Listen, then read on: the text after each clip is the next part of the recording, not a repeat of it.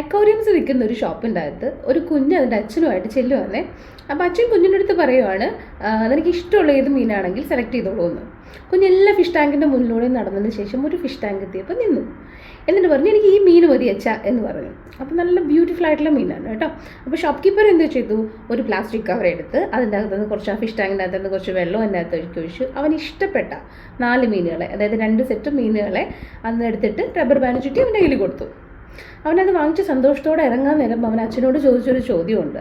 അച്ഛാ, നമ്മളിപ്പോൾ ഈ ഫിഷിനെ വാങ്ങിച്ച് കൊണ്ടുപോയി കഴിഞ്ഞാൽ, ഈ 4 ഫിഷിനെ നമ്മൾ കൊണ്ടുപോയി കഴിഞ്ഞാൽ ഈ ഫിഷ് അതിൻ്റെ ഫ്രണ്ട്സിനെ ഇനി ഒരിക്കലും കാണില്ല അല്ലേ?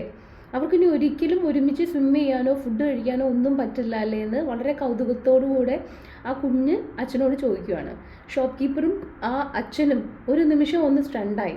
പക്ഷെ ആ കുഞ്ഞ് ചോദിച്ച ചോദ്യത്തിൽ നിന്ന് നമ്മൾ ഒരുപാട് കാര്യങ്ങൾ മനസ്സിലാക്കിയെടുക്കാൻ പറ്റും. എന്താണെന്ന് വെച്ച് കഴിഞ്ഞാൽ, ഈ ഭൂമിയിൽ തന്നെ നമുക്ക് വീണ്ടും വീണ്ടും കാണാൻ പറ്റുന്നതും വീണ്ടും വീണ്ടും സംസാരിക്കാൻ പറ്റുന്നതും മിങ്കിൾ ചെയ്യാൻ പറ്റുന്നതും കോണ്ടാക്ട് ചെയ്യാൻ പറ്റുന്നതും ഇഷ്ടം പറയാൻ പറ്റുന്നതും പിണക്കങ്ങൾ പറഞ്ഞ് തീർക്കാൻ പറ്റുന്നതും സ്നേഹിക്കാൻ പറ്റുന്നതും ക്ഷമിക്കാൻ പറ്റുന്നതും ക്ഷമ ചോദിക്കാൻ പറ്റുന്നതും എല്ലാം തന്നെ നമ്മൾ മനുഷ്യർക്ക് മാത്രമാണ്.